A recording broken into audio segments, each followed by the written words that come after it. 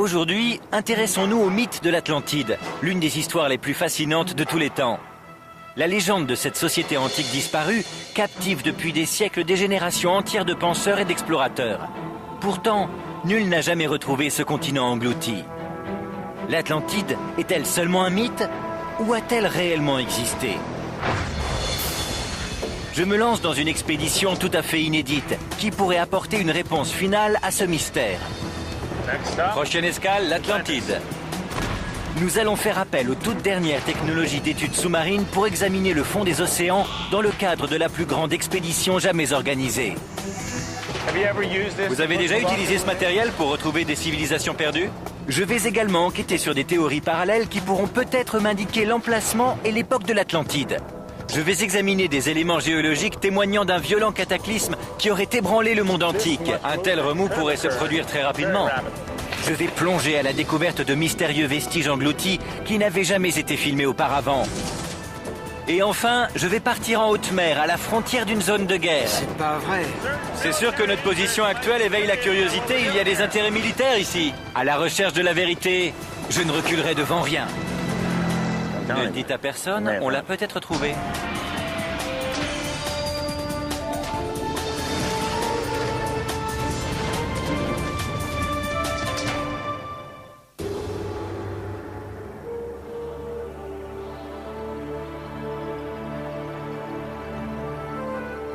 Depuis des millénaires, la légende de l'Atlantide fait parler d'elle.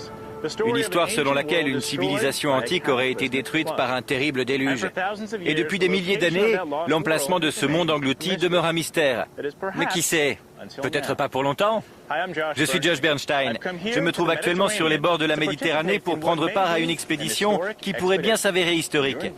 Et je vous invite à m'accompagner. Rejoignez-moi pour une enquête spéciale et inédite à la recherche de la civilisation perdue de l'Atlantide. Notre expédition unique à la recherche de la vérité débute sur les rives de la mer Méditerranée, dans le port de Limassol, sur l'île de Chypre. C'est la mission scientifique la plus poussée qui ait jamais été organisée pour tenter de retrouver l'Atlantide. Nous avons fait appel à des technologies de pointe pour partir examiner ce qu'un groupe d'explorateurs considère comme le lieu de repos éternel de l'Atlantide. Ils sont en effet convaincus que la légende est vraie et qu'ils ont réussi à localiser l'ancienne civilisation engloutie par les flots. Mais nous reviendrons à l'expédition plus tard. Il existe un certain nombre de théories pouvant soulever la vérité qui se cache derrière la légende. Et ce sont ces théories que j'ai étudiées dans ma quête pour tenter de retrouver les traces de la véritable Atlantide.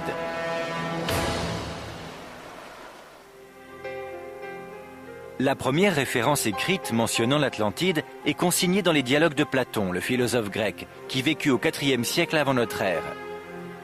Il y décrit une grande civilisation qui aurait existé plus de 9000 ans auparavant. Il s'agissait d'un empire puissant, une sorte d'utopie dont la patrie était un paradis luxueux. Sa capitale était une majestueuse métropole très sophistiquée, bâtie en enceinte circulaire à travers une vaste plaine entourée d'un réseau de canaux très élaborés. Platon écrivit que le peuple de l'Atlantide descendait des dieux, qu'il n'avait que des pensées vraies et grandes en tout point. Il se comportait avec douceur et sagesse face à tous les hasards de la vie. Mais d'après Platon, le peuple de l'Atlantide devint trop fier de sa grandeur. Et son arrogance provoqua la colère des dieux. Une série de violents tremblements de terre ainsi qu'un terrible déluge frappa la population de l'île. En l'espace d'un jour et d'une nuit, l'Atlantide disparut à tout jamais, engloutie dans les profondeurs de la mer.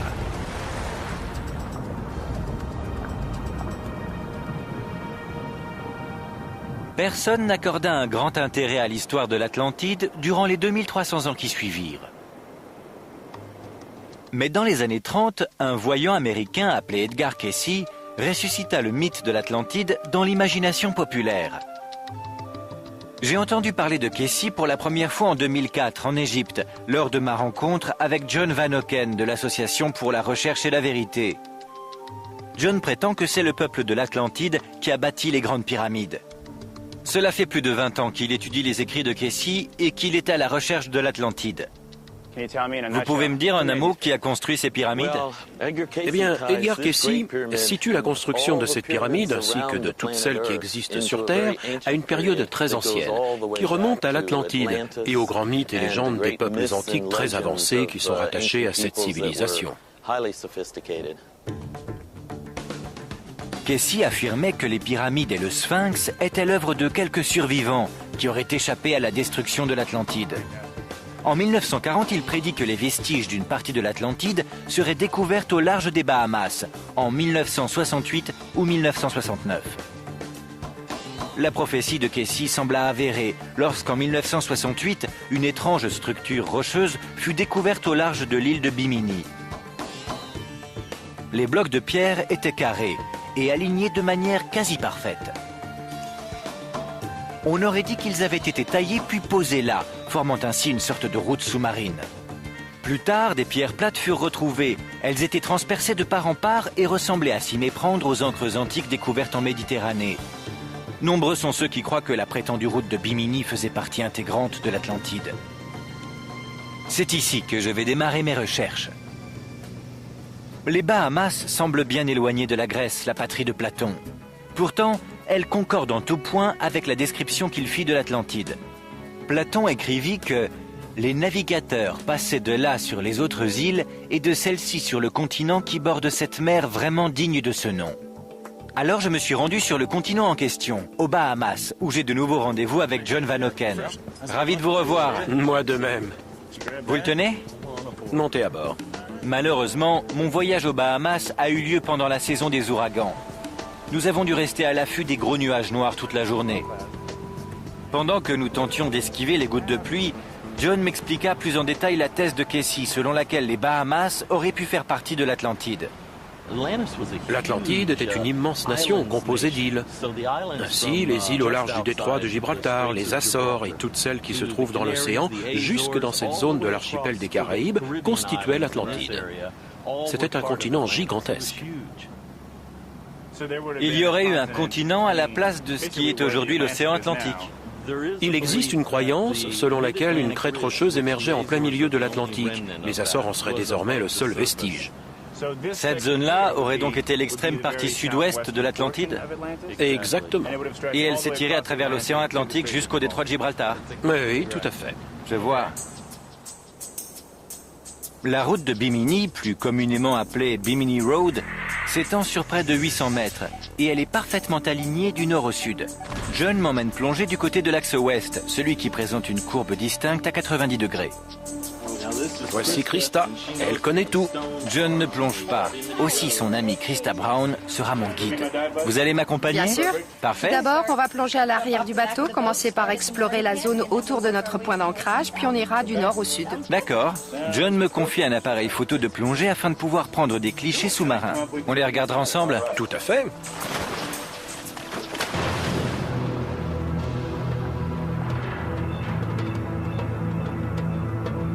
Bimini Road ressemble étonnamment à une structure qui aurait été créée par l'homme. Les blocs de pierre sont très réguliers. On dirait de gigantesques pavés. Je remarque les coins en angle droit et la manière dont les blocs de pierre semblent former une ligne parfaite, comme s'ils avaient été placés là. Je me demande d'ailleurs comment.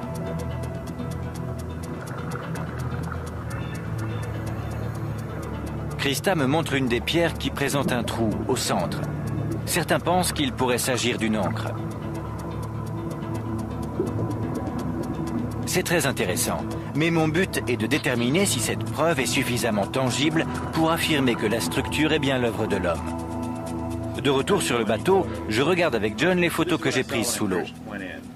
Ça forme comme un tracé en ligne droite, ici. En effet. Mais je cherchais avant tout un élément indiquant qu'il pourrait s'agir d'un ouvrage façonné par l'homme. Oui. Et qui tendrait à montrer que l'alignement des pierres serait d'origine humaine. Cette structure aurait donc été créée à la surface. Oui, à la surface. Avant que l'Atlantide ne soit ensevelie sous les flots. Cette formation est postérieure à l'existence de l'Atlantide.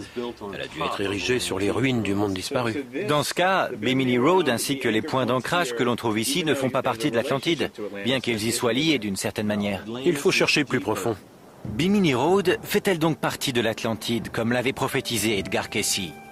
John estime aujourd'hui que cette théorie aurait besoin d'être reconsidérée. Il reste néanmoins convaincu que cette structure est d'origine humaine et que les ruines de l'Atlantide se trouvent ici, dans les profondeurs océanes des Bahamas. Il reste seulement à les découvrir. Après ma séance de plongée à la découverte de Bimini Road, j'ai rendez-vous avec le professeur Bill Keegan de l'Université de Floride. Il propose de me montrer une autre formation rocheuse semblable à Bimini Road, sauf que celle-ci se trouve sur la plage. Allons voir. Si on commençait par discuter de la formation de Bimini Road. Oui. Qu'est-ce qu'on peut dire des côtés réguliers, des coupes angulaires dans les blocs de pierre, des trous dans les ancres? Tout d'abord, il faut partir du principe que la formation rocheuse est d'origine naturelle.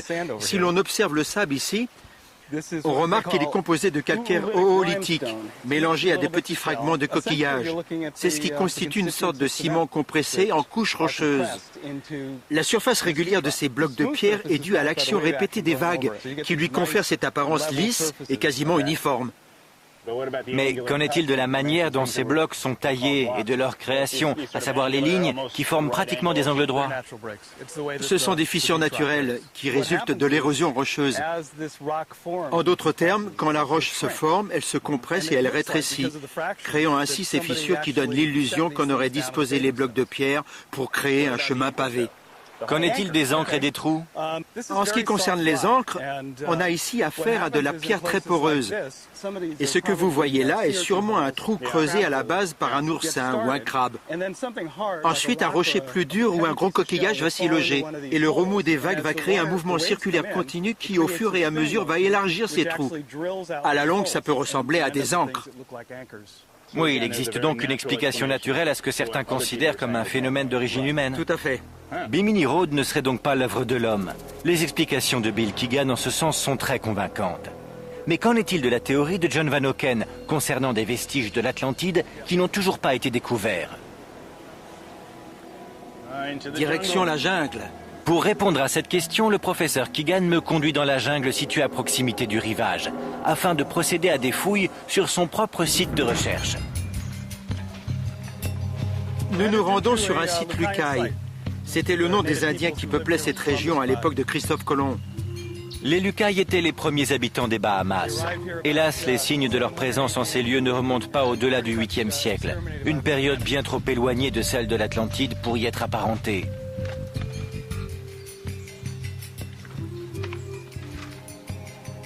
Montrez-moi où je dois creuser. Très bien. Toutefois, Bill Keegan affirme que nous pouvons mettre à jour des éléments sur la théorie de l'Atlantide en creusant ici. Nous devrions trouver des coquilles de mollusques qui constituaient la nourriture, ainsi que des débris de récipients en céramique. Mais nous ne sommes pas seulement en quête d'objets anciens ayant appartenu à la civilisation Lucaille. Ce que nous recherchons, ce sont avant tout des fragments de roches. La datation au carbone 14 pourrait nous fournir un indice de taille, l'âge des Bahamas.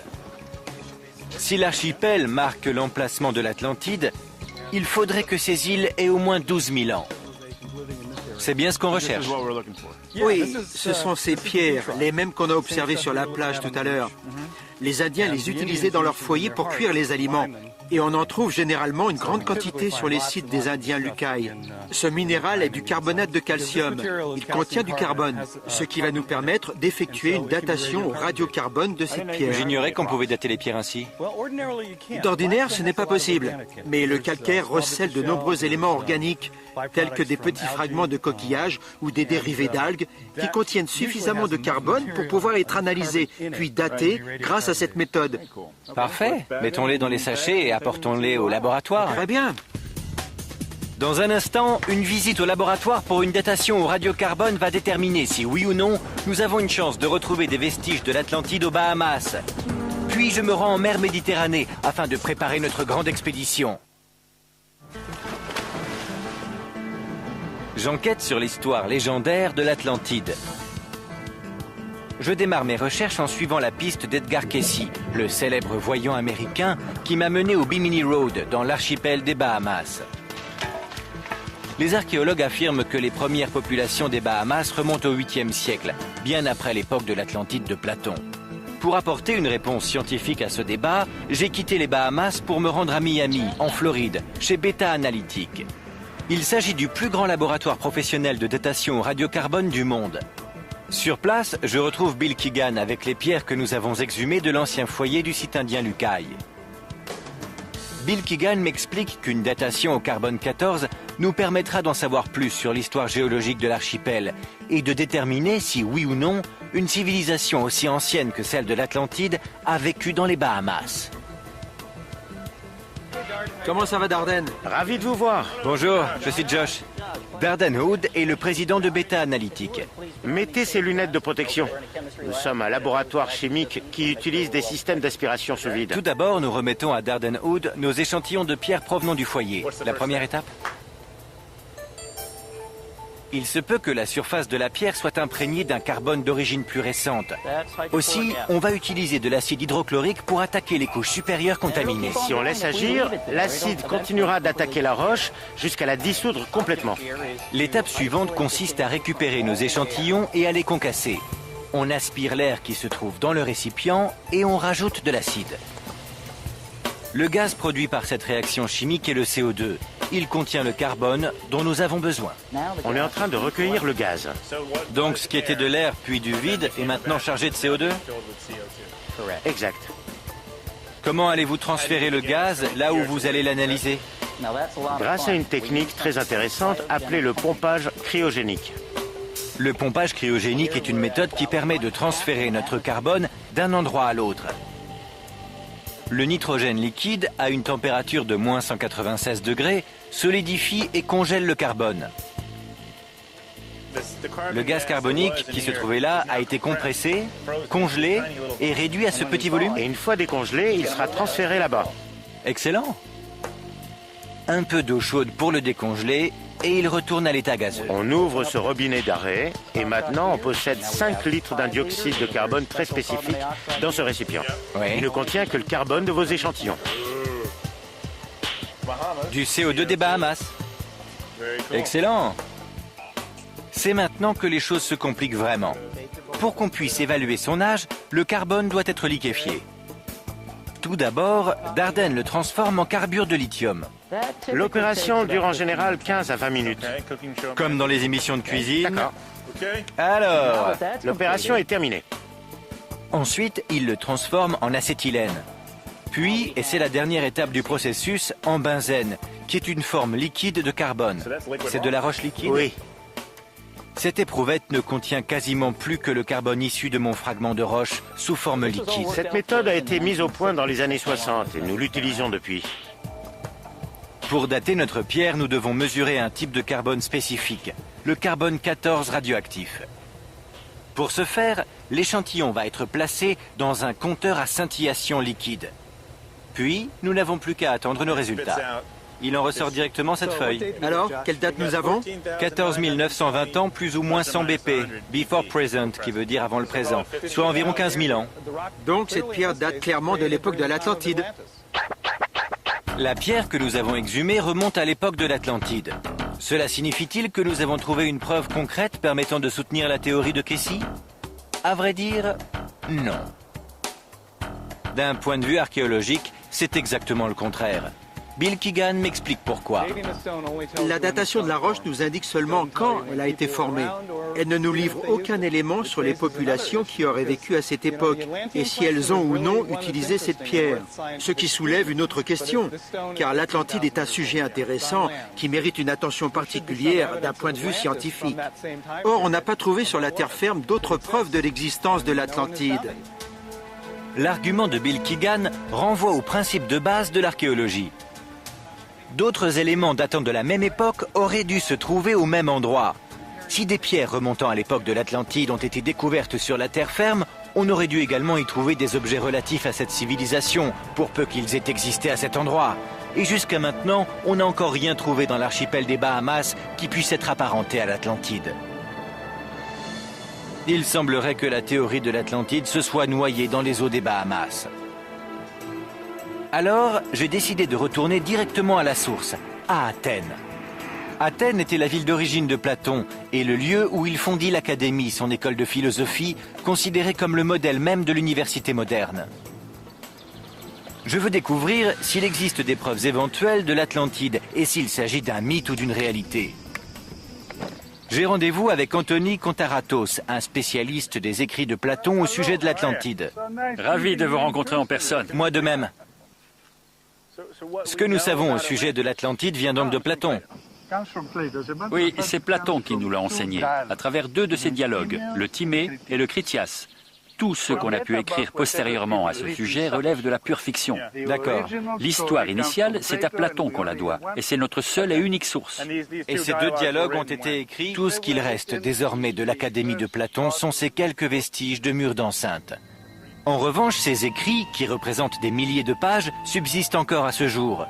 C'est dans les dialogues du Timée et du Critias que Platon mentionna pour la première fois l'Atlantide, par le biais de Critias, l'un des personnages qui assurait que cette histoire était vraie malgré son caractère incroyable. Il rapporta qu'il l'avait entendue pour la première fois lorsqu'il était enfant, en écoutant une histoire racontée par son grand-père, qui lui-même jura qu'elle était vraie. Le grand-père de Critias affirma qu'elle lui fut transmise par Solon, le célèbre législateur athénien, et qu'elle relatait un événement important qui avait eu lieu 9000 ans auparavant. Platon s'attache à une description très détaillée de l'Atlantide. C'est en puisant dans ces détails qu'Anthony Kontaratos a dressé une liste de critères capables de l'identifier de façon formelle. Commençons par les faits. Qu'est-ce que Platon nous apprend au sujet de l'Atlantide ? Selon les indications de Platon, elle était située au-delà des colonnes d'Hercule, ce qui correspondait dans l'Antiquité au détroit de Gibraltar. C'est discutable. C'est également discutable, je vous le concède. Certains situent les colonnes d'Hercule en Italie, d'autres en Grèce. Chacun a son avis sur la question. Oui, il n'indique pas une zone précise, il donne plutôt une vague indication. Platon décrit la topographie de l'Atlantide et précise qu'elle était érigée en enceinte circulaire, elle-même entourée de canaux. Il fait donc une description physique de la taille de l'île. Il décrit sa topographie ainsi que sa métropole. Il décrit la métropole et le temple de Poséidon, situé au centre de l'île. La liste d'Anthony Kontaratos énumère bien d'autres critères puisés dans les dialogues de Platon. La métropole était située sur une plaine côtière orientée vers le sud. Elle était suffisamment proche d'Athènes pour que les 2 nations se soient livrées une guerre par voie maritime. Des ponts et des canaux reliaient les différentes sections de la cité. Sur l'île centrale s'élevait une colline sur laquelle était érigée une gigantesque acropole. Quels sont les indices que nous possédons ? Nous ne pouvons nous en remettre qu'à Platon en ce qui concerne les éléments en notre possession et à personne d'autre. Donc, si on décide de s'en tenir à ce qu'il nous décrit, nous parvenons à dresser un certain nombre de critères que nous devons prendre en compte. Tous ceux d'entre nous qui se sont penchés sur la question se doivent de respecter ces critères. Ma quête de l'Atlantide ne s'arrête pas là. Même si le nombre d'indices que nous a livré Platon est limité, il y a un nombre infini d'interprétations. Je connais quelqu'un qui a une théorie personnelle à ce sujet, et son interprétation l'a mené à croire qu'on a découvert le continent perdu. Cela mérite de s'y intéresser. Notre expédition inédite à la recherche de la vérité débute ici, sur l'île de Chypre, à l'est de la Méditerranée. Très bien. Allez, on soulève. Nous sommes dans le port de Limassol, sur la côte au sud de l'île, au cœur du quartier des docks où s'affaire la société de remorquage et de sauvetage. Voici le DT Argonaut. Il s'agit à l'origine d'un navire de sauvetage, mais nous l'avons modernisé en vue de notre expédition spéciale pour retrouver l'Atlantide. Comme pour toute expédition, notre première étape consiste à préparer l'équipement. Vous pensez qu'il va pouvoir descendre directement ? C'est un travail faramineux. Des dizaines de membres de l'équipage s'activent autour du bateau afin de l'équiper pour le départ. Et toutes ces activités ont été supervisées par Robert Sarmast, le chef d'expédition. Bonjour. Ça va ? Ravi de vous voir. C'est un grand moment. C'est un très grand moment. Tout ce matériel est indispensable pour notre mission. Absolument. Nous avons près de 6,5 km de câbles. Nous allons explorer les fonds marins à 1,5 km de profondeur, à l'aide du meilleur équipement qui existe. La plupart du matériel a été spécialement transporté ici pour la mission. Où trouve-t-on une machine comme celle-ci? Il n'y en a pas dans l'est de la Méditerranée et on l'a fait venir d'Écosse. C'est un équipement rare. On n'en compte que quelques exemplaires à travers le monde. Il va nous être utile, c'est certain. Parfait. On le charge? Très bien, on le soulève et on le charge sur le bateau. Dans un instant, nous achevons les préparatifs avant d'appareiller pour un voyage qui s'annonce historique. C'est vraiment magnifique. Et Robert m'explique en détail pourquoi il est convaincu d'avoir enfin trouvé la légendaire Atlantide.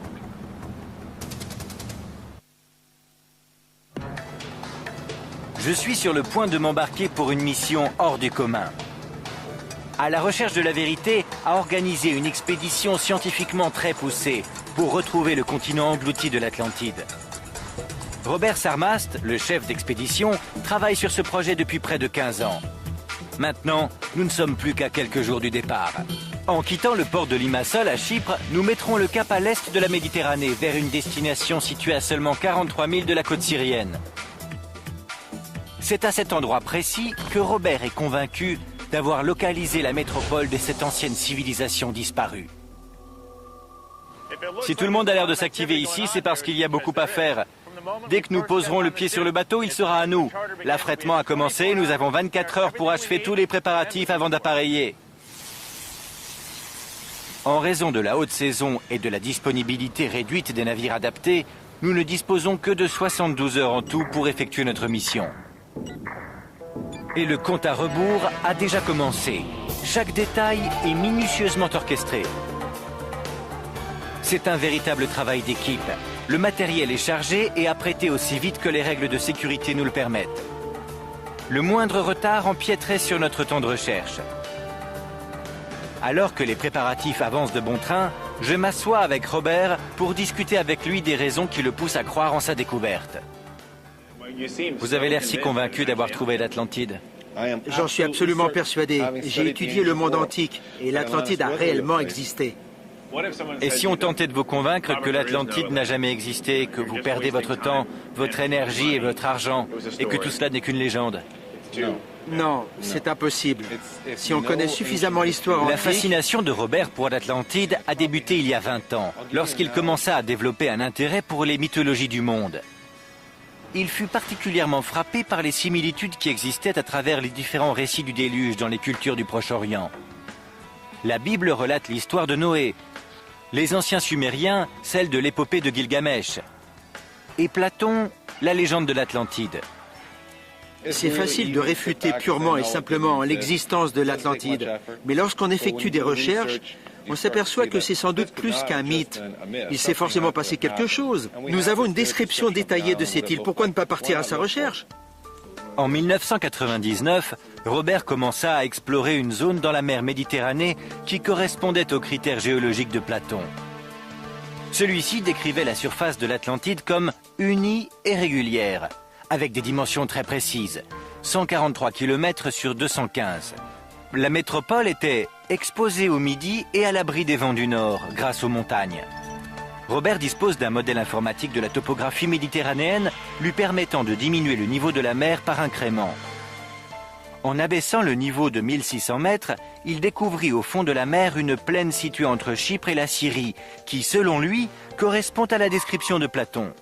Son objectif désormais est d'aller examiner de près un point précis dans cette zone qui pourrait révéler l'emplacement de l'Atlantide. Il organisa une première expédition sur ce site en 2004. Le 8 novembre, nous mettrons le cap sur l'Atlantide. À l'aide d'un sonar latéral, il effectua une étude de la zone. Son but était d'obtenir le plus de précision possible sur ce qu'il considérait comme la plaine submergée de l'Atlantide. Regardez, c'est incroyable. Ce qu'il découvrit ne fit que renforcer sa conviction. C'est vraiment formidable. L'analyse des ondes sonars mirent en évidence d'étranges aspérités, présentant des angles à 90 degrés.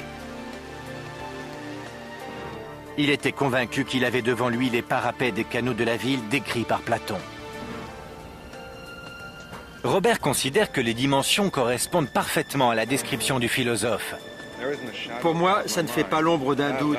Cette vallée est la grande plaine rectangulaire de l'Atlantide. J'en suis persuadé. Nous devons utiliser la meilleure technologie à notre disposition pour confirmer la preuve irréfutable de notre découverte. Robert est convaincu qu'il dispose à ce jour de la preuve la plus probante indiquant l'emplacement de l'Atlantide. Aussi, nous allons faire appel à la technologie la plus avancée dans ce domaine pour mettre sa théorie à l'épreuve sur le site. Je vais vous présenter ce qui est sans doute l'élément le plus important de notre équipe, le poisson, ou transducteur, qui sera les yeux et les oreilles de notre mission. Cette capsule renferme un sonar latéral ainsi qu'un profileur sous-marin qui vont être chargés à bord. Il sera immergé à 1600 mètres de profondeur et à 4 km derrière le bateau.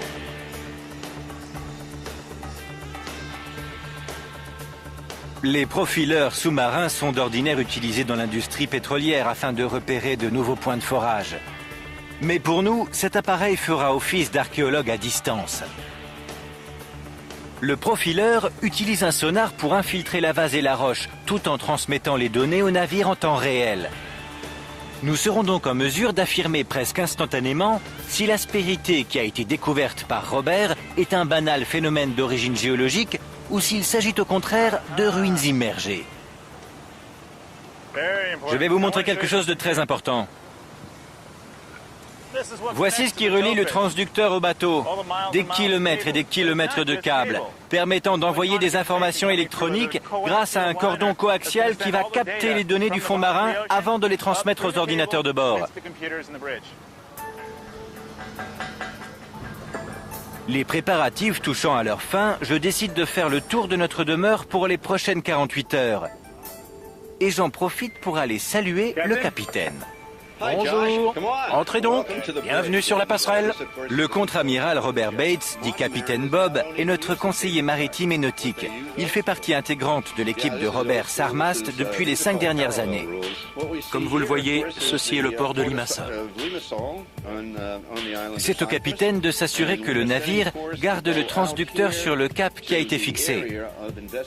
En raison de notre temps très limité en mer, nous ne pouvons pas nous permettre la moindre erreur.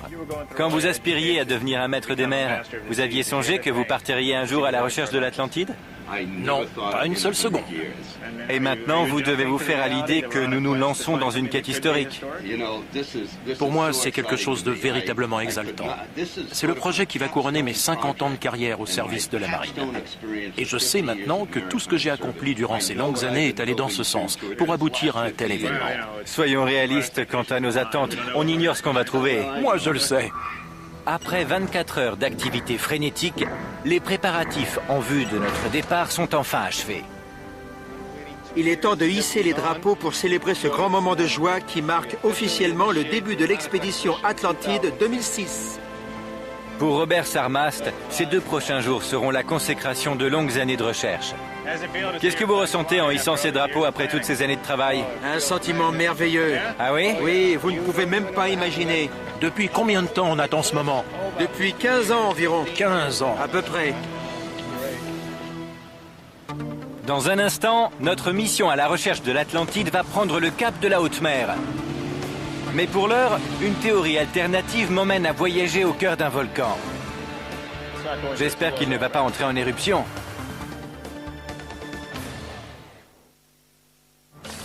Je suis allé aux Bahamas pour enquêter sur la théorie selon laquelle l'archipel pourrait renfermer les vestiges de l'Atlantide. Mais je n'ai trouvé aucune preuve concluante permettant de soutenir cette thèse. Je retourne alors de l'autre côté de l'Atlantique, en Méditerranée, pour m'embarquer dans une expédition tout à fait inédite, afin de vérifier la théorie de Robert Sarmast, selon laquelle les vestiges de l'Atlantide reposeraient à 1600 mètres sous l'eau, au large de Chypre et de la Syrie. Mais avant de retourner à Chypre en vue de l'expédition, je décide d'aller enquêter sur d'autres théories. Je me rends dans l'archipel de Santorin, situé à environ 75 km au sud-est de la Grèce continentale. Santorin abrite un volcan qui, dans l'Antiquité, a dévasté la population de l'île, tout comme Platon a relaté la destruction de l'Atlantide dans ses écrits. Nous sommes dans le village de Fira, qui, comme vous le voyez, est perché sur les flancs d'une immense falaise abrupte. Il s'agit en réalité d'une caldeira, une vaste dépression d'origine volcanique. Certains pensent que cet ancien volcan en question est lié à la légende de l'Atlantide. Platon rapporta que l'Atlantide était composée de zones alternées de canaux et de terre de différentes tailles, disposées en enceintes circulaires. L'archipel actuel de Santorin présente la même configuration. Le pourtour de la caldeira forme une immense baie, au milieu de laquelle se trouve un îlot qui a pour nom Nea Kameni. Mais à première vue, cette île semble bien trop petite pour être l'Atlantide de Platon. Afin de comprendre pourquoi certains la considèrent comme l'emplacement de la civilisation engloutie, j'ai rendez-vous avec le professeur Kostas Sinolakis de l'Université de Californie du Sud. Comme je vous l'ai expliqué, j'étudie l'analogie qui existe entre l'Atlantide décrite par Platon et l'archipel de Santorin, anciennement appelé Terra. Qu'est-ce que vous pouvez me dire au sujet de ces similitudes ? Un grand nombre de scientifiques considèrent que si l'Atlantide a réellement existé, cet endroit en est l'emplacement le plus vraisemblable. Tout près du centre de l'archipel, il y avait jadis une île totalement différente de celle qui s'y trouve actuellement. Elle était beaucoup plus grande et de forme circulaire. Ce que vous voyez là, c'est la caldeira, qui s'est élargie suite à l'éruption volcanique. Autrefois, cet endroit avait donc une configuration circulaire avec une île au centre entourée d'eau, puis un autre pan de terre. Oui, et tout a été littéralement pulvérisé. L'aspect géologique correspond donc à la description, mais qu'en est-il de l'époque? À quand remonte l'éruption volcanique? Nous situons la date de l'éruption entre 1620 et 1550 avant notre ère, et actuellement, de nombreux travaux de recherche sont engagés. Elle aurait donc eu lieu 8000 ans après la date de la destruction de l'Atlantide selon Platon. Ce qui signifie que cet archipel ne peut pas être le continent disparu. En tout cas, pas au sens littéral du terme. Car Kostas m'explique qu'hormis sa date de destruction, ce lieu répond étonnamment aux autres critères de Platon. Cela mérite une étude plus approfondie. Si l'Atlantide de Platon a réellement existé, c'est ici qu'elle se trouvait. Nous nous rendons au centre de la baie, afin de voir quels éléments l'île de Nea Kameni pourra nous fournir.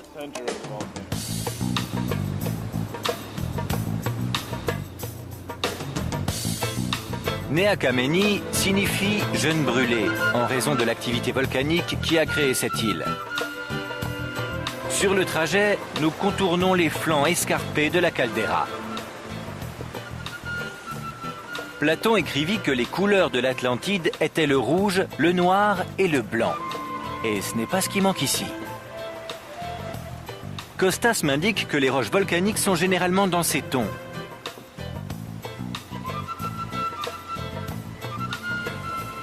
Platon précisait qu'il y avait aussi des sources chaudes, ce qui est également révélateur d'une activité volcanique. Nea Kameni est une île de formation très récente. Elle est apparue à la surface il y a seulement 300 ans. Nous nous rendons directement au cratère au centre du volcan. Regardez de ce côté. Il y a 2 cheminées de soufre à gauche et à droite. Et regardez ce qui s'en échappe, de la fumée. Ce volcan est toujours actif? C'est un volcan qui est très actif. Et de l'autre côté, il ne va pas entrer en éruption. Pas aujourd'hui en tout cas. Nea Kameni est une île qui est toujours en formation et qui finira par être elle-même détruite au cours d'une éruption, répétant ainsi un phénomène qui s'est produit de nombreuses fois au cours de ces derniers millions d'années. Toutefois, il y a 4000 ans, l'île qui se trouvait ici était bien différente de celle que nous avons devant nous aujourd'hui. Elle était considérablement plus grande et s'étendait quasiment jusqu'au bord de la caldeira. Elle était luxuriante, fertile et abritée par une baie qui faisait vivre une ville prospère avec un port à l'activité florissante. C'était également une plaque tournante du commerce et de la politique en Méditerranée. Imaginez qu'avant l'éruption, l'île dans son ancienne configuration était bien plus grande et plus proche des flancs du volcan. Ces derniers constituaient une sorte d'immense brise-lames, protégeant ainsi cette île parfaite. Pour la population, c'était un bout de terre à la forme miraculeuse. qui faisait de ce lieu le plus grand port de la Méditerranée. Absolument. Mais d'un point de vue géologique, c'était une bombe à retardement. Oui, et finalement, elle a explosé. Tout a disparu. L'éruption volcanique a totalement rayé de la carte l'île qui se trouvait ici, au cœur de la baie. Toutes les habitations qui existaient en périphérie ont été ensevelies sous plus de 30 mètres de cendres volcaniques. Mais la civilisation qui avait bâti cette société idéale n'a pas totalement disparu. Pour avoir une meilleure idée de ce qu'était la vie à Terra, Costas me conseille de me rendre dans la patrie des Minoens, le peuple qui vivait ici. Ce lieu est la Crète, située à seulement 100 km au sud de Santorin. En général, on prend le ferry pour se rendre en Crète. Moi, j'ai trouvé mieux.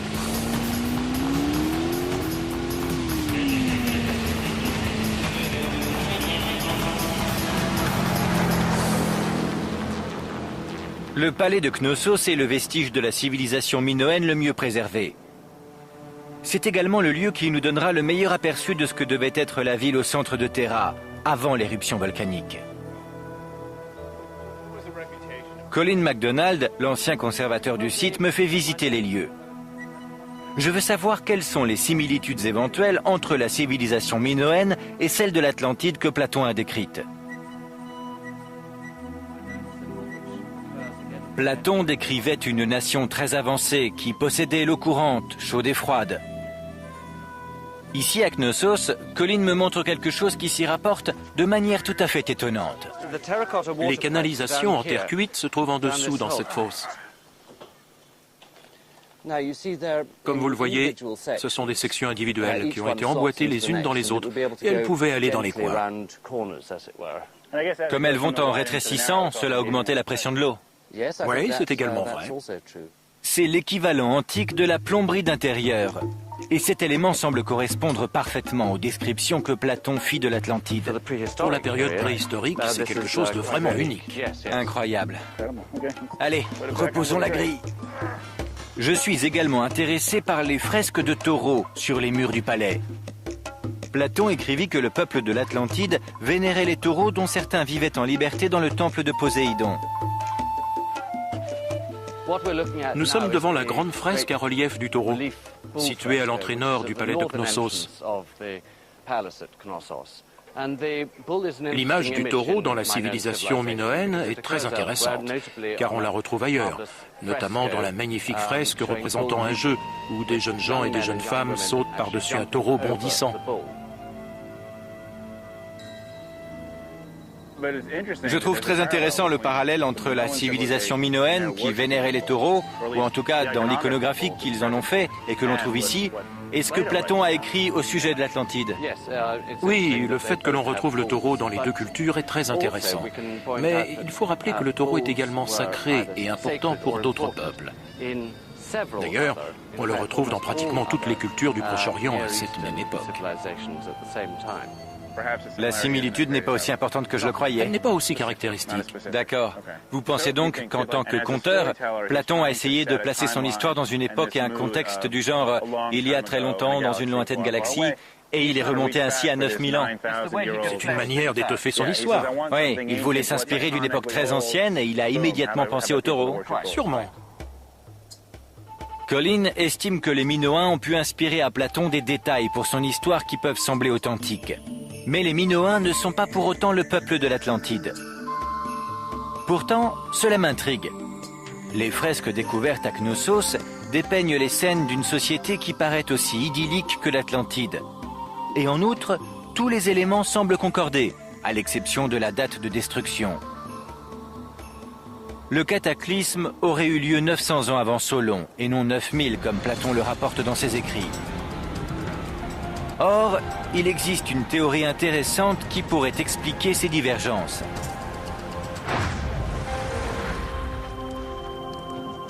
Platon écrivit que l'histoire de l'Atlantide venait à l'origine des Égyptiens. Il l'aurait raconté à Solon l'érudit lorsque ce dernier se rendit en Égypte pour visiter un temple environ 300 ans avant l'époque de Platon. À cette époque, les Égyptiens raisonnaient en termes de mois lunaires pour évaluer le temps, et pas seulement en année solaire. Il se peut donc qu'une banale erreur de traduction se soit glissée dans le récit. Les Égyptiens faisaient peut-être référence à un événement qui s'était produit 9000 mois et non 9000 ans auparavant. Si tel était le cas, cela placerait la destruction de l'Atlantide à la même époque environ que le cataclysme de Terra. L'hypothèse selon laquelle Terra aurait pu être l'Atlantide serait donc tout à fait plausible, si on écarte une légère erreur de traduction. Mais ce n'est pas un compromis que Robert Sarmast est prêt à envisager. Notre chef d'expédition est convaincu que les écrits de Platon sont rigoureusement vrais. Et que c'est uniquement en suivant ces inscriptions à la lettre que l'on parviendra à localiser l'Atlantide. À Chypre, dans le port de Limassol, les préparatifs de l'EDT Argonaute sont achevés. On a largué les amarres et nous mettons le cap sur la haute mer. Voici le bout de la jetée qui marque la sortie du port. Au-delà de cette limite, c'est la pleine mer. Prochaine escale, l'Atlantide. À suivre, nous mettons le poisson à l'eau. C'est pas vrai. Quand soudain surgissent des visiteurs venus d'une zone au bord de la guerre.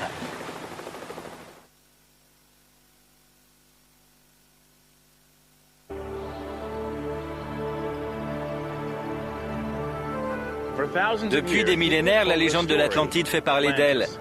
Une histoire selon laquelle une civilisation antique aurait été détruite par un terrible déluge. Et depuis des milliers d'années, l'emplacement de ce monde englouti demeure un mystère. Mais qui sait? Peut-être pas pour longtemps. Je suis Josh Bernstein. Je me trouve actuellement sur les bords de la Méditerranée pour prendre part à une expédition qui pourrait bien s'avérer historique. Et je vous invite à m'accompagner. Rejoignez-moi pour une enquête spéciale et inédite à la recherche de la civilisation perdue de l'Atlantide. Notre expédition unique à la recherche de la vérité débute sur les rives de la mer Méditerranée, dans le port de Limassol, sur l'île de Chypre. C'est la mission scientifique la plus poussée qui ait jamais été organisée pour tenter de retrouver l'Atlantide.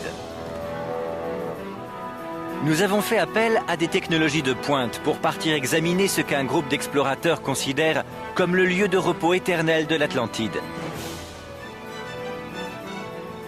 Ils sont en effet convaincus que la légende est vraie et qu'ils ont réussi à localiser l'ancienne civilisation engloutie par les flots.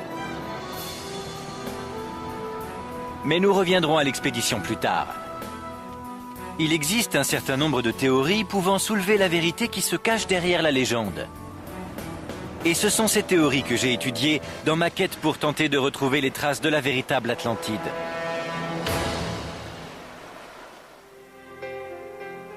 La première référence écrite mentionnant l'Atlantide est consignée dans les dialogues de Platon, le philosophe grec, qui vécut au IVe siècle avant notre ère.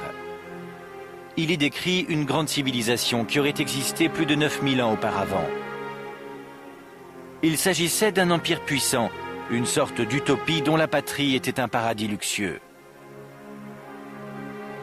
Sa capitale était une majestueuse métropole très sophistiquée, bâtie en enceinte circulaire à travers une vaste plaine entourée d'un réseau de canaux très élaborés. Platon écrivit que le peuple de l'Atlantide descendait des dieux, qu'il n'avait que des pensées vraies et grandes en tout point. Il se comportait avec douceur et sagesse face à tous les hasards de la vie. Mais d'après Platon, le peuple de l'Atlantide devint trop fier de sa grandeur. Et son arrogance provoqua la colère des dieux. Une série de violents tremblements de terre ainsi qu'un terrible déluge frappa la population de l'île. En l'espace d'un jour et d'une nuit, l'Atlantide disparut à tout jamais, engloutie dans les profondeurs de la mer.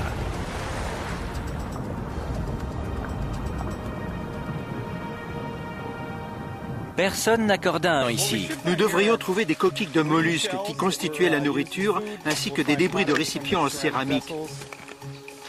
Mais nous ne sommes pas seulement en quête d'objets anciens ayant appartenu à la civilisation Lucaille. Ce que nous recherchons, ce sont avant tout des fragments de roches. La datation au carbone 14 pourrait nous fournir un indice de taille, l'âge des Bahamas. Si l'archipel marque l'emplacement de l'Atlantide, il faudrait que ces îles aient au moins 12 000 ans. C'est bien ce qu'on recherche. Oui, ce sont ces pierres, les mêmes qu'on a observées sur la plage tout à l'heure. Les Indiens les utilisaient dans leur foyer pour cuire les aliments. Et on en trouve généralement une grande quantité sur les sites des Indiens Lukai. Ce minéral est du carbonate de calcium. Il contient du carbone, ce qui va nous permettre d'effectuer une datation au radiocarbone de cette pierre. J'ignorais qu'on pouvait dater les pierres ainsi. D'ordinaire, ce n'est pas possible. Mais le calcaire recèle de nombreux éléments organiques, tels que des petits fragments de coquillages ou des dérivés d'algues, qui contiennent suffisamment de carbone pour pouvoir être analysés, puis datés grâce à cette méthode. Parfait. Mettons-les dans les sachets et apportons-les au laboratoire. Très bien. Dans un instant, une visite au laboratoire pour une datation au radiocarbone va déterminer si, oui ou non, nous avons une chance de retrouver des vestiges de l'Atlantide aux Bahamas. Puis je me rends en mer Méditerranée afin de préparer notre grande expédition. J'enquête sur l'histoire légendaire de l'Atlantide. Je démarre mes recherches en suivant la piste d'Edgar Cayce, le célèbre voyant américain qui m'a mené au Bimini Road, dans l'archipel des Bahamas. Les archéologues affirment que les premières populations des Bahamas remontent au 8e siècle, bien après l'époque de l'Atlantide de Platon. Pour apporter une réponse scientifique à ce débat, j'ai quitté les Bahamas pour me rendre à Miami, en Floride, chez Beta Analytic.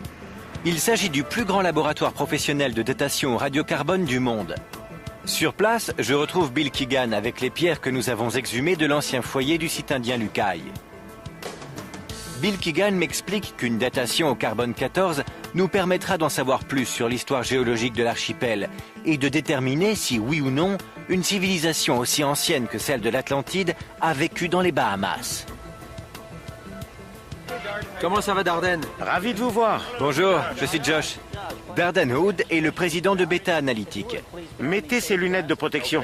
Nous sommes un laboratoire chimique qui utilise des systèmes d'aspiration sous vide. Tout d'abord, nous remettons à Darden Hood nos échantillons de pierres provenant du foyer. La première étape? Il se peut que la surface de la pierre soit imprégnée d'un carbone d'origine plus récente. Aussi, on va utiliser de l'acide hydrochlorique pour attaquer les couches supérieures contaminées. Si on laisse agir, l'acide continuera d'attaquer la roche jusqu'à la dissoudre complètement. L'étape suivante consiste de Chypre et de la Syrie. Mais avant de retourner à Chypre en vue de l'expédition, je décide d'aller enquêter sur d'autres théories. Je me rends dans l'archipel de Santorin, situé à environ 75 km au sud-est de la Grèce continentale. Santorin abrite un volcan qui, dans l'Antiquité, a dévasté la population de l'île, tout comme Platon a relaté la destruction de l'Atlantide dans ses écrits. Nous sommes dans le village de Phira, qui, comme vous le voyez, est perché sur les flancs d'une immense falaise abrupte. Il s'agit en réalité d'une caldeira, une vaste dépression d'origine volcanique. Certains pensent que cet ancien volcan en question est lié à la légende de l'Atlantide. Platon rapporta que l'Atlantide était composée de zones alternées de canaux et de terres de différentes tailles, disposées en enceintes circulaires. L'archipel actuel de Santorin présente la même configuration. Le pourtour de la caldeira forme une immense baie, au milieu de laquelle se trouve un îlot qui a pour nom Nea Kameni. Mais à première vue, cette île semble bien trop petite pour être l'Atlantide de Platon. Afin de comprendre pourquoi certains la considèrent comme l'emplacement de la civilisation engloutie, j'ai rendez-vous avec le professeur Kostas Sinolakis de l'Université de Californie du Sud. Comme je vous l'ai expliqué, j'étudie l'analogie qui existe entre l'Atlantide décrite par Platon et l'archipel de Santorin, anciennement appelé Terra. Qu'est-ce que vous pouvez me dire au sujet de ces similitudes ? Un grand nombre de scientifiques considèrent que si l'Atlantide a réellement existé, cet endroit en est l'emplacement le plus vraisemblable. Tout près du centre de l'archipel, il y avait jadis une île totalement différente de celle qui s'y trouve actuellement. Elle était beaucoup plus grande et de forme circulaire. Ce que vous voyez là, c'est la caldeira, qui s'est élargie suite à l'éruption volcanique. Autrefois, cet endroit avait donc une configuration circulaire avec une île au centre entourée d'eau, puis un autre pan de terre. Oui, et tout a été littéralement pulvérisé. L'aspect géologique correspond donc à la description, mais qu'en est-il de l'époque? À quand remonte l'éruption volcanique? Nous situons la date de l'éruption entre 1620 et 1550 avant notre ère, et actuellement, de nombreux travaux de recherche sont engagés. Elle aurait donc eu lieu 8000 ans après la date de la destruction de l'Atlantide selon Platon. Ce qui signifie que cet archipel ne peut pas être le continent disparu. En tout cas, pas au sens littéral du terme. Car Costas m'explique qu'hormis sa date de destruction, ce lieu répond étonnamment aux autres critères de Platon. Cela mérite une étude plus approfondie. Si l'Atlantide de Platon a réellement existé, c'est ici qu'elle se trouvait. Nous nous rendons au centre de la baie, afin de voir quels éléments l'île de Nea Kamenni pourra nous fournir. Cette vallée est la grande plaine rectangulaire de l'Atlantide, j'en suis persuadé. Nous devons utiliser la meilleure technologie à notre disposition pour confirmer la preuve irréfutable de notre découverte. Robert est convaincu qu'il dispose à ce jour de la preuve la plus probante indiquant l'emplacement de l'Atlantide. Aussi, nous allons faire appel à la technologie la plus avancée dans ce domaine pour mettre sa théorie à l'épreuve sur le site. Je vais vous présenter ce qui est sans doute l'élément le plus important de notre équipe, le poisson, ou transducteur, qui sera les yeux et les oreilles de notre mission. Cette capsule renferme un sonar latéral ainsi qu'un profileur sous-marin qui vont être chargés à bord. Il sera immergé à 1600 mètres de profondeur et à 4 km derrière le bateau.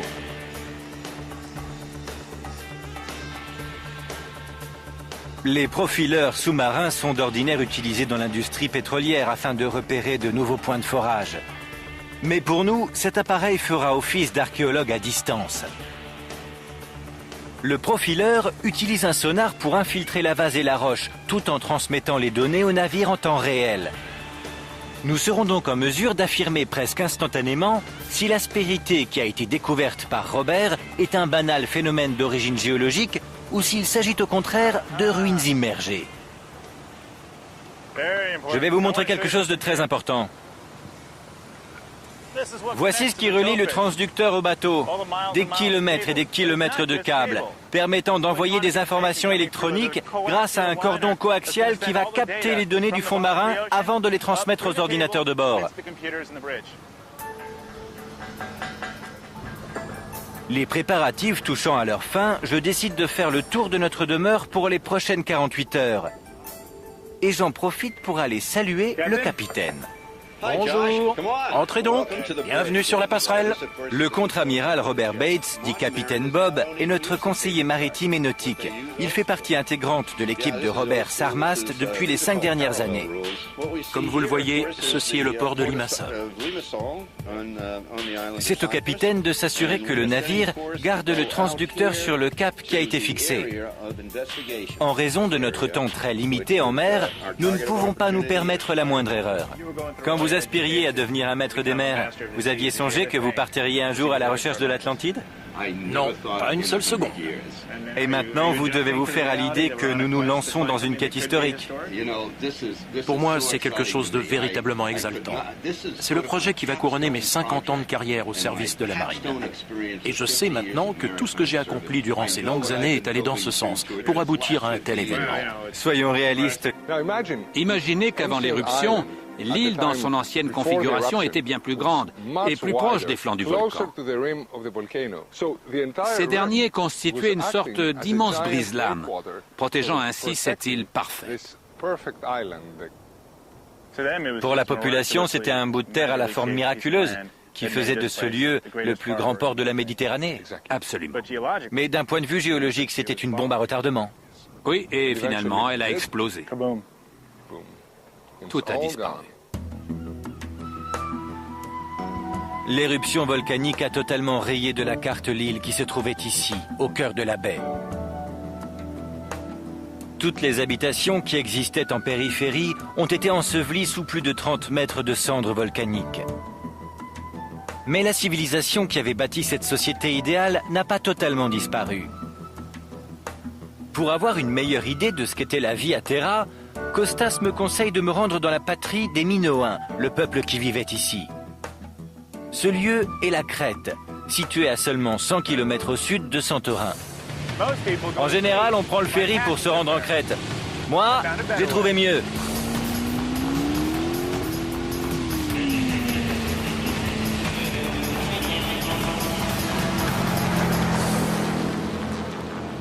Le palais de Knossos est le vestige de la civilisation minoenne le mieux préservé. C'est également le lieu qui nous donnera le meilleur aperçu de ce que devait être la ville au centre de Terra, avant l'éruption volcanique. Colin MacDonald, l'ancien conservateur du site, me fait visiter les lieux. Je veux savoir quelles sont les similitudes éventuelles entre la civilisation minoenne et celle de l'Atlantide que Platon a décrite. Platon décrivait une nation très avancée qui possédait l'eau courante, chaude et froide. Ici à Knossos, Colin me montre quelque chose qui s'y rapporte de manière tout à fait étonnante. Les canalisations en terre cuite se trouvent en dessous dans cette fosse. Comme vous le voyez, ce sont des sections individuelles qui ont été emboîtées les unes dans les autres et elles pouvaient aller dans les coins. Comme elles vont en rétrécissant, cela augmentait la pression de l'eau. Oui, c'est également vrai. C'est l'équivalent antique de la plomberie d'intérieur. Et cet élément semble correspondre parfaitement aux descriptions que Platon fit de l'Atlantide. Pour la période préhistorique, c'est quelque chose de vraiment unique. Incroyable. Allez, reposons la grille. Je suis également intéressé par les fresques de taureaux sur les murs du palais. Platon écrivit que le peuple de l'Atlantide vénérait les taureaux dont certains vivaient en liberté dans le temple de Poséidon. Nous sommes devant la grande fresque à relief. La Bible relate l'histoire de Noé, les anciens Sumériens, celle de l'épopée de Gilgamesh, et Platon, la légende de l'Atlantide. C'est facile de réfuter purement et simplement l'existence de l'Atlantide, mais lorsqu'on effectue des recherches, on s'aperçoit que c'est sans doute plus qu'un mythe. Il s'est forcément passé quelque chose. Nous avons une description détaillée de cette île. Pourquoi ne pas partir à sa recherche ? En 1999, Robert commença à explorer une zone dans la mer Méditerranée qui correspondait aux critères géologiques de Platon. Celui-ci décrivait la surface de l'Atlantide comme unie et régulière, avec des dimensions très précises, 143 km sur 215. La métropole était exposée au midi et à l'abri des vents du nord, grâce aux montagnes. Robert dispose d'un modèle informatique de la topographie méditerranéenne lui permettant de diminuer le niveau de la mer par incrément. En abaissant le niveau de 1600 mètres, il découvrit au fond de la mer une plaine située entre Chypre et la Syrie, qui, selon lui, correspond à la description de Platon. Son objectif désormais est d'aller examiner de près un point précis dans cette zone qui pourrait révéler l'emplacement de l'Atlantide. Il organisa une première expédition sur ce site en 2004. Le 8 novembre, nous mettrons le cap sur l'Atlantide. À l'aide d'un sonar latéral, il effectua une étude de la zone. Son but était d'obtenir le plus de précision possible sur ce qu'il considérait comme la plaine submergée de l'Atlantide. Regardez, c'est incroyable.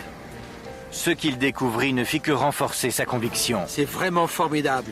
L'analyse des ondes sonars mirent en évidence d'étranges aspérités, présentant des angles à 90 degrés. Il était convaincu qu'il avait devant lui les parapets des canaux de la ville décrits par Platon. Robert considère que les dimensions correspondent parfaitement à la description du philosophe. Pour moi, ça ne fait pas l'ombre d'un doute.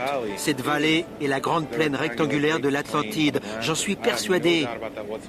Nous devons utiliser la meilleure technologie à notre disposition pour confirmer la preuve irréfutable de notre découverte. Robert est convaincu qu'il dispose à ce jour de la preuve la plus probante indiquant l'emplacement de l'Atlantide. Aussi, nous allons faire appel à la technologie la plus avancée dans ce domaine pour mettre sa théorie à l'épreuve sur le site. Je vais vous présenter ce qui est sans doute l'élément le plus important de notre équipe, le poisson, ou transducteur, qui sera les yeux et les oreilles de notre mission. Cette capsule renferme un sonar latéral ainsi qu'un profileur sous-marin qui vont être chargés à bord.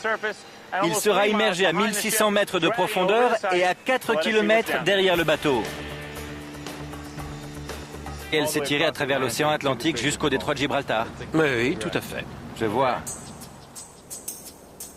La route de Bimini, plus communément appelée Bimini Road, s'étend sur près de 800 mètres et elle est parfaitement alignée du nord au sud.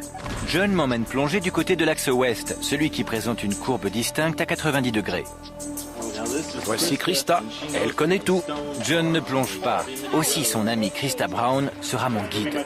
Vous allez m'accompagner? Bien sûr. Parfait. D'abord, on va plonger à l'arrière du bateau, commencer par explorer la zone autour de notre point d'ancrage, puis on ira du nord au sud. D'accord. John me confie un appareil photo de plongée afin de pouvoir prendre des clichés sous-marins. On les regardera ensemble? Tout à fait.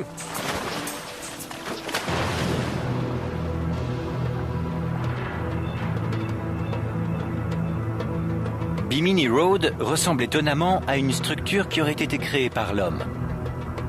Les blocs de pierre sont très réguliers.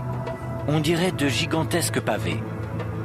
Je remarque les coins en angle droit et la manière dont les blocs de pierre semblent former une ligne parfaite, comme s'ils avaient été placés là. Je me demande d'ailleurs comment.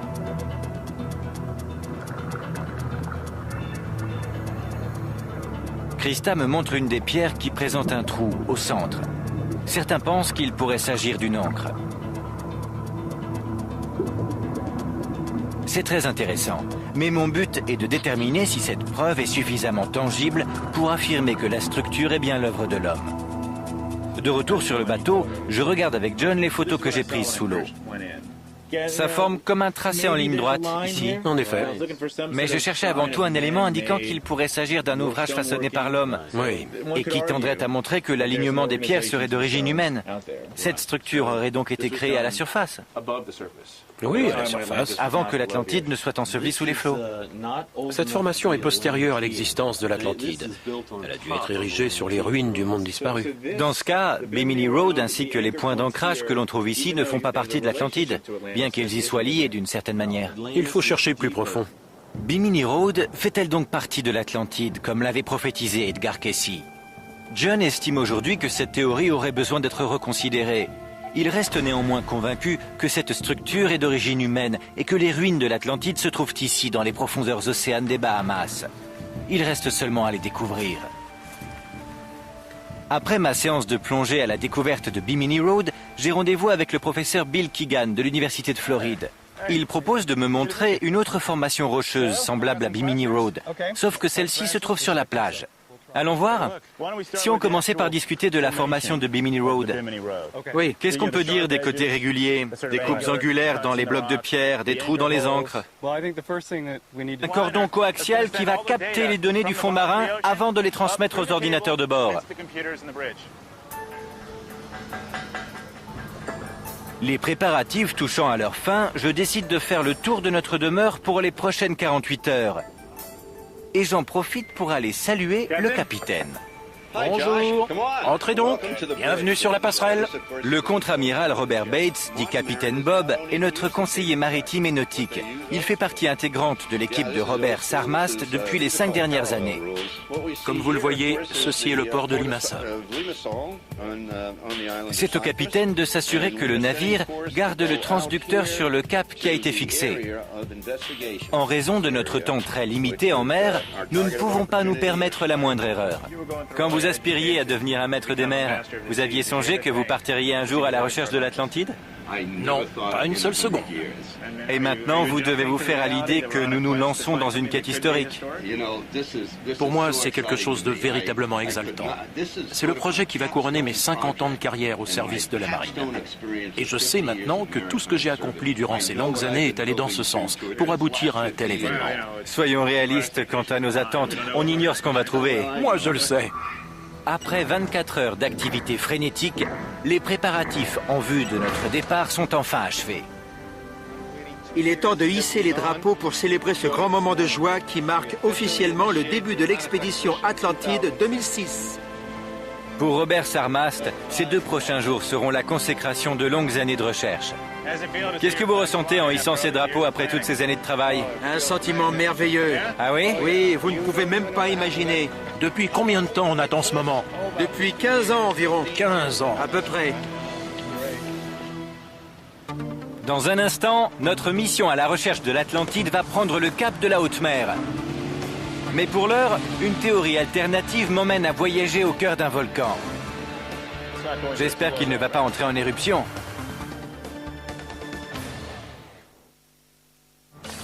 Je suis allé aux Bahamas pour enquêter sur la théorie selon laquelle l'archipel pourrait renfermer les vestiges de l'Atlantide. Mais je n'ai trouvé aucune preuve concluante permettant de soutenir cette thèse.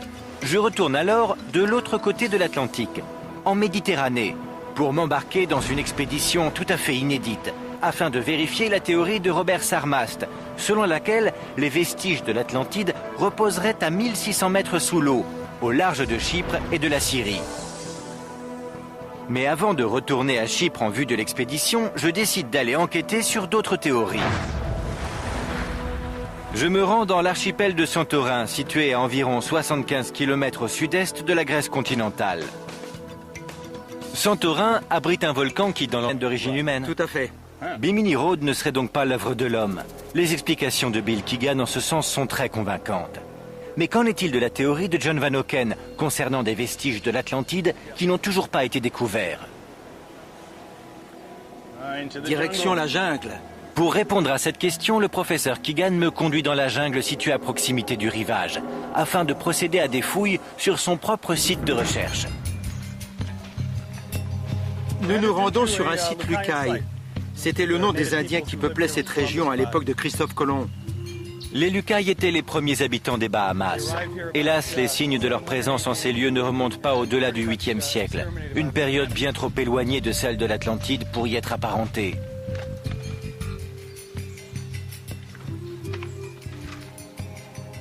Montrez-moi où je dois creuser. Très bien. Toutefois, Bill Keegan affirme que nous pouvons mettre à jour des éléments sur la théorie de l'Atlantide en creusant ici. Nous devrions trouver des coquilles de mollusques qui constituaient la nourriture, ainsi que des débris de récipients en céramique. Mais nous ne sommes pas seulement en quête d'objets anciens ayant appartenu à la civilisation Lucaille. Ce que nous recherchons, ce sont avant tout des fragments de roches. La datation au carbone 14 pourrait nous fournir un indice de taille, l'âge des Bahamas.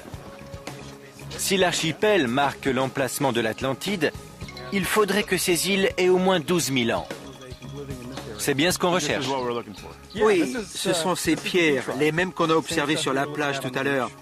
Les Indiens les utilisaient dans leur foyer pour cuire les aliments. Et on en trouve généralement une grande quantité sur les sites des Indiens Lucailles. Ce minéral est du carbonate de calcium. Il contient du carbone, ce qui va nous permettre d'effectuer une datation au radiocarbone de cette pierre. J'ignorais qu'on pouvait dater les pierres ainsi. D'ordinaire, ce n'est pas possible. Mais le calcaire recèle de nombreux éléments organiques, tels que des petits fragments de coquillages ou des dérivés d'algues, qui contiennent suffisamment de carbone pour pouvoir être analysés, puis datés grâce à cette méthode. Parfait. Mettons-les dans les sachets et apportons-les au laboratoire. Très bien. Dans un instant, une visite au laboratoire pour une datation au radiocarbone va déterminer si oui ou non nous avons une chance de retrouver des vestiges de l'Atlantide aux Bahamas. Puis je me rends en mer Méditerranée afin de préparer notre grande expédition. J'enquête sur l'histoire légendaire de l'Atlantide. Je démarre mes recherches en suivant la piste d'Edgar Cayce, le célèbre voyant américain qui m'a mené au Bimini Road, dans l'archipel des Bahamas. Les archéologues affirment que les premières populations des Bahamas remontent au 8e siècle, bien après l'époque de l'Atlantide de Platon. Pour apporter une réponse scientifique à ce débat, j'ai quitté les Bahamas pour me rendre à Miami, en Floride, chez Beta Analytic. Il s'agit, à l'aide d'un sonar latéral, il effectua une étude de la zone. Son but était d'obtenir le plus de précision possible sur ce qu'il considérait comme la plaine submergée de l'Atlantide. Regardez, c'est incroyable. Ce qu'il découvrit ne fit que renforcer sa conviction. C'est vraiment formidable. L'analyse des ondes sonars mirent en évidence d'étranges aspérités, présentant des angles à 90 degrés. Il était convaincu qu'il avait devant lui les parapets des canaux de la ville décrits par Platon.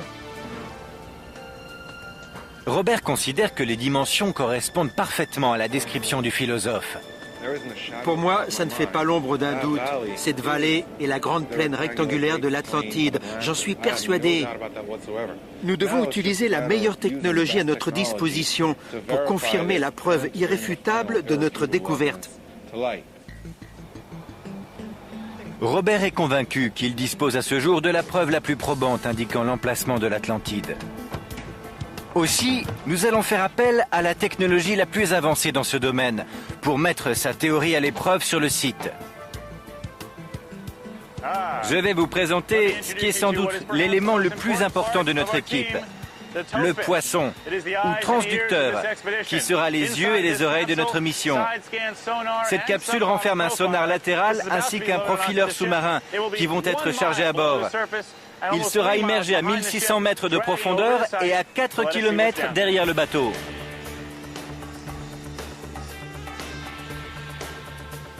Les profileurs sous-marins sont d'ordinaire utilisés dans l'industrie pétrolière afin de repérer de nouveaux points de forage. Mais pour nous, cet appareil fera office d'archéologue à distance. Le profileur utilise un sonar pour infiltrer la vase et la roche, tout en transmettant les données au navire en temps réel. Nous serons donc en mesure d'affirmer presque instantanément si l'aspérité qui a été découverte par Robert est un banal phénomène d'origine géologique ou s'il s'agit au contraire de ruines immergées. Je vais vous montrer quelque chose de très important. Voici ce qui relie le transducteur au bateau. Des kilomètres et des kilomètres de câbles, permettant d'envoyer des informations électroniques grâce à un cordon coaxial qui va capter les données du fond marin avant de les transmettre aux ordinateurs de bord. Les préparatifs touchant à leur fin, je décide de faire le tour de notre demeure pour les prochaines 48 heures. Et j'en profite pour aller saluer le capitaine. Bonjour, entrez donc, bienvenue sur la passerelle. Le contre-amiral Robert Bates, dit capitaine Bob, est notre conseiller maritime et nautique. Il fait partie intégrante de l'équipe de Robert Sarmast depuis les 5 dernières années.